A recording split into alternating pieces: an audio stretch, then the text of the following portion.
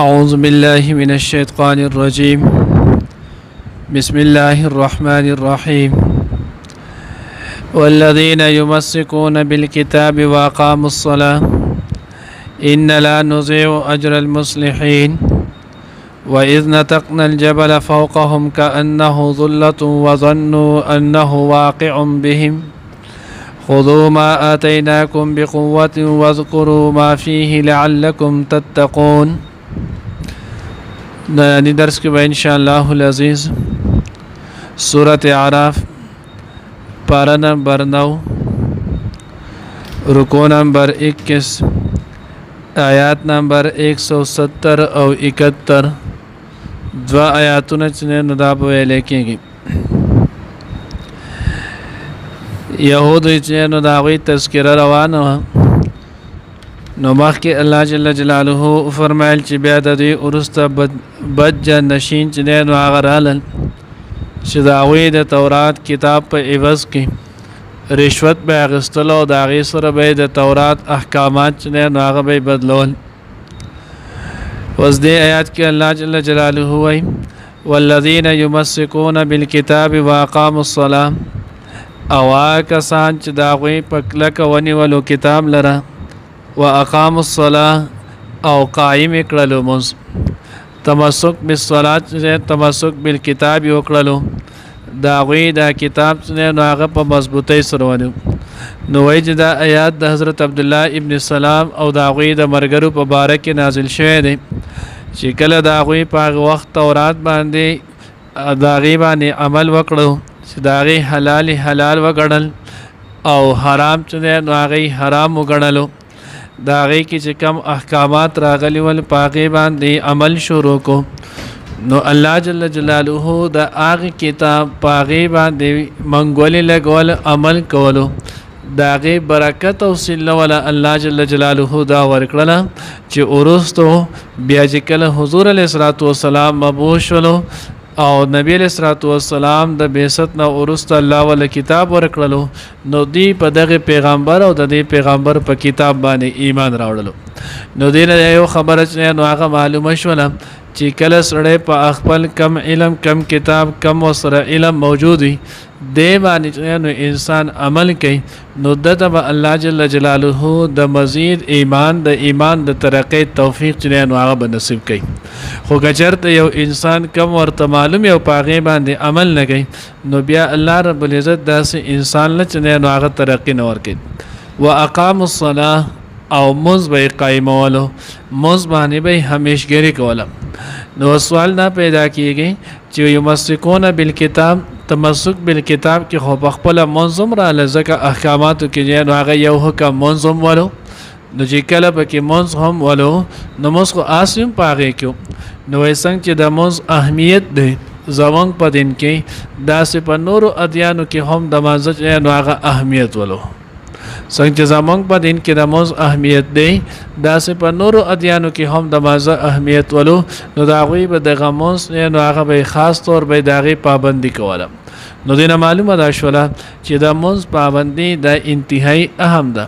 ځکه حدیث مبارکه کې راځي چې الصلاة عماد الدین منځ دا د دین چې نو هغه ستن ده.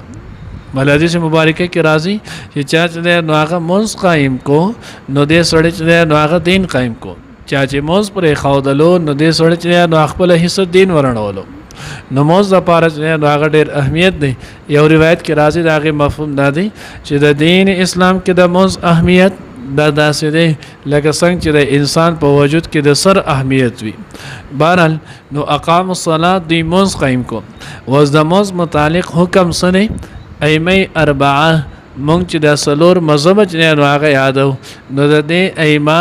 لیکن فقه حنفی امام ابو حنیفه رحمه الله فقه چې نو مالکی امام مالک رحمه الله د فقه شافعی امام شافعی رحمه الله او د فقه حنفی نو هغه حنبلی امام احمد ابن حنبل رحمت الله علیه د سلور ورونو حضراتو د منځ د نکون کې بیل ماز متعلق عقیده او حکم یې ذکر کړی دی. نو پدریو ایمو کم چې نو هغه څوک دی امام مالک صاحب امام شافعی امام احمد ابن حنبل د دریوانو حضرات ذکر کړي چې کم سړی سلور منځونه کوي او یو پریری دا سړی بیلماز دی او د دغه بیلماز سړی حکم سره نو د حکم چې نو هغه قتل دی چې دا سړی چې نو هغه د قتل کړي شي امام احمد ابن حنبل رحمت الله علیه چې نو هغه ځکه وای دا سړی چې نو هغه مرتد شولو او د مرتد سزا چې نو هغه قتل لا امام مالک او امام شافعی رحمت الله علیه چې نو هغه فرمای وای دا سړی چې نو هغه د قتل کړي شي وای دې پدای منځ پر خودو مرتد نه لري خو البته د لعنتی وګرځیدو نو چې کله د لعنتی وګرځیدو نو دغه لعنتی پزماکه باندې د ګرځیدلو د جواز او مجاز نه لري د دې خبرې نه د مجاز چې د الله پزماکه باندې چې نو هغه وګرځي او د الله بغاوت دی کوي د الله حکم دی نه پوره کوي مونږ نه هغه دی پریدي او د خدای پزماکه ګرځي نو د نه د سر اواله شي د سړی چې نه هغه دی قتل کړي شي فقه حنفی نو هغه زمونږ کما حنفی مسلک سره تعلق ساتو نو فقه حنفی کې امام ابو حنیفه رحمه الله چې نو هغه وای دا سړی چې نو هغه مرتد هم نه دی او د نو هغه قتل هم نه دی روا البته دا سړی چې نو هغه عمر برله دی قید کړي شي د قدمونه دا ناپاک دي دا په پاک قسمه باندې د الله پزمکه د قدم خودل چې نو هغه نه دی پکار د جیل ته واچول شي یا د توبه وباسي چې زه به د نن نه بعد نو هغه بیا جانبوج کر قصدن مزد نه قضا کوم او که توبه نه وباسي نو په دې جیل کې به دی پروت دی ان تر دې چې دله مرګ راشي او په دغه ځای کې دی مړ شي دی بهر ته نه پرېښودلی کېږي نو مونځ دومره اهمیت دی نو ځکه وایي اقام الصلاه دوی د مونځ نو هغه پابندي کوله اوس تاسو وګورئ څومره کوتاهي چې نو هغه کېږي موز مبارک څومره لاپرواهي چې نو هغه کېږي زمونږ سره زمونږ بچي چې نو هغه پراته یي زمونږ چې نو کور کې نور افرادي زمونږ په سره اړو دا پروا راځم نه چې د مز نه کېدول لګي او چې نو هغه دا کېدل چې د وړو کې ستاسو بخیال زمای اکثر مازغه را خراب کی چې اوه هم بعض به اکثر ځان خپوم کی بعض چې نو هغه او باسلري هم کی زمزمه د سو کول خپل نقصان کی اوس د لیل سړی شول دي چې نو هغه مز نه کې تختی اوس د سره بسکه او حکم یې نو هغه داده وای د قتل کړي شي دومره چې نو هغه د نه حسد دومره دی چې سلوي جنو یو سل او شپېته کور پورې د نه حسد دی نو چې په کم کور کې پروت دی نو پای کور کې به کم تر په خیر او برکت راشي ان لا نضيع اجر المصلحين الله مونږ نه ځای کو چې نو هغه د اصلاح کوونکو اجر څوک چې اصلاح کوي نیکی چې نو هغه کوي د اجر مونږ نه ځای کوو آیات نمبر 171 کې الله بیا د دې قصه ذکر کوي و اذ نتقنا الجبل فوقهم كانه ظله کې یاد کې هغه کله چې مونږه اوچت کړو د دې د پاسه چې هغه سره کو تو غرو یو روایت کې راځي چې کوه تور ولو او دغه شانتي تفسیر جلالین کې هغه ذکر کړي وای دا غر نو هغه د تور ولو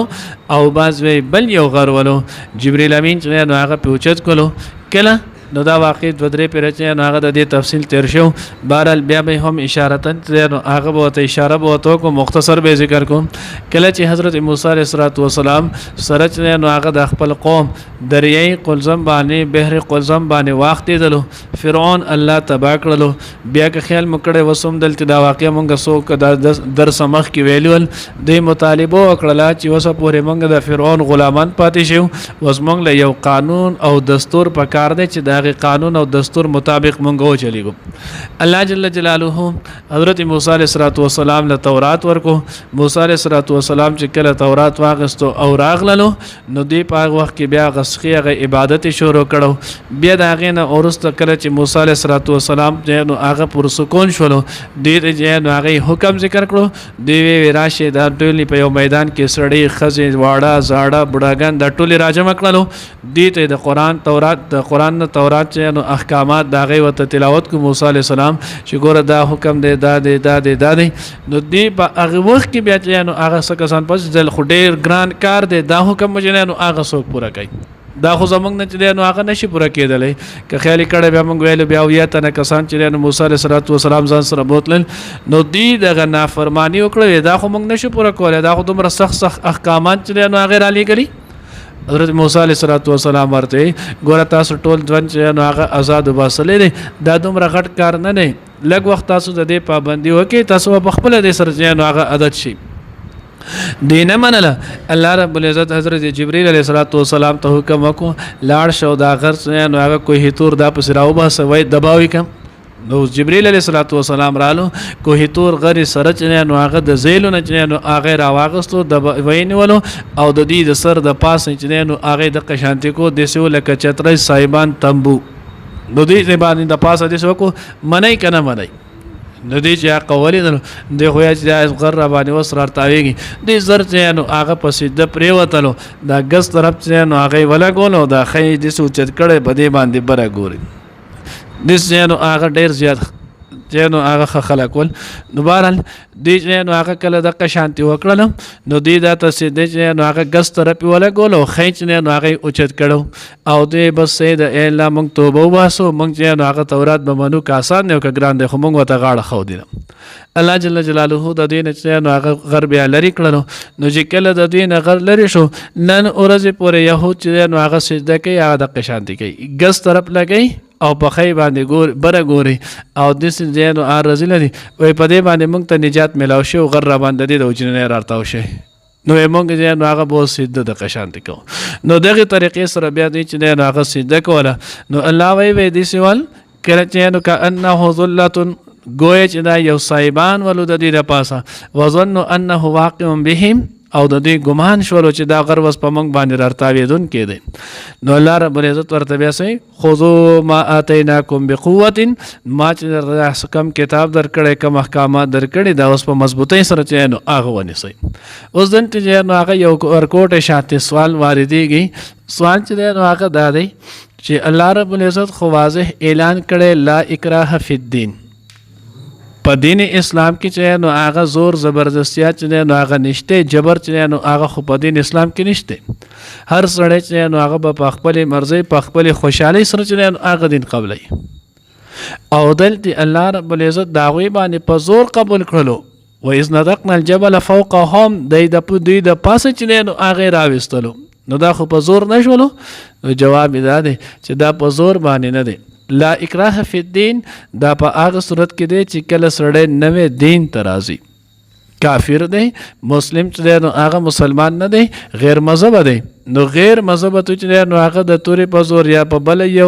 یری او دمکا وهلو صورت دی په دین کې نشي داخلولی لا اکراه فی الدین خو کله چې دی نو هغه د دین اسلامي قبول کړلو کلمه چې نو هغه ویله وس دا سړی چې دی نو هغه د الله د حکم دی پابند شولو دی بوس چې نو هغه د دې پابندي کوي نو دی په خپل مطالبه کړو چې موږ له یو قانون او کتاب راکړی شي ایمان راوړو کتاب قانون دی راکړی شي نو چې کله ولا قانون ورکړو شو بیا نه منلو نو دا سړی ته ویل کېږي باغی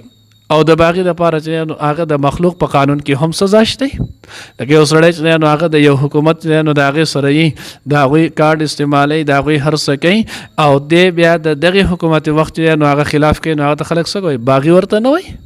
د ادارې چې نو هغه کوي نو دغه ته د هغې باغی نه ویلی کېږي یا ته سزا نه ورکولی کېږي نو دغه شانتي د ایمان قبول کړو خو د ایمان قبلولو کې خو په دې زور نه راوستی احکام چې نه منل نو بیا په د قزور راایستو نو احکام چې څوک نه مني څوک د چا چې نو هغه ته راشي او بیا نه مني نو په هغه باندې زور او زبر دی نو دا یا ساتي یو اکراه فی الدین دا او یو اکراه للدین دا دې دواړو کې د ځمکې اسمان فرق دی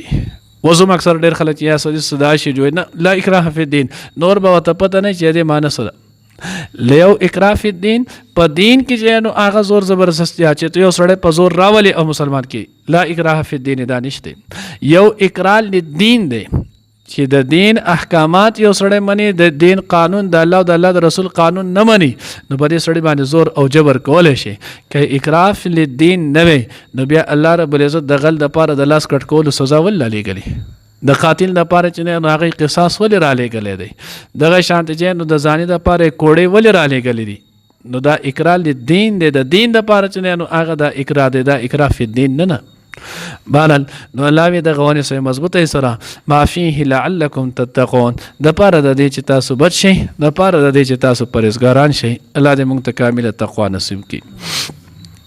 والذین واکسان یمسکون چې هغه کلک نیسي تمسک کوي منګولې لګوي بالکتاب په کتاب باندې و اقاموا الصلاة او قایمه لمونځ لره انا بېشکه مونږ لا نضیع نه ضایع کوو اجر المصلحین اجر د اصلاح کوونکو و اذ نطقنا الجبل او یاد کوي هر کله چې اوچت کړو مونږ غرو فوقهم د دوی د پاسه کأنه ګویا چې دا غر ذلتون چې نو هغه چترۍ و تمبولو وظنوا او دوی خیال وکړلو انه واقع بهم چې دا را پریوتون کې دی په دوی باندې خذوا ونیسئ تاسو ما هغه څه آتیناکم چې موږ درکړي دي تاسو ته راتله مو کړي تاسو ته بقوت په مضبوطۍ سره وذکروا او یاد کړئ ما هغه څه فیه چې په دې کې دي لعلکم تتقون د پاره د دې چې تاسو تقوا دار شئ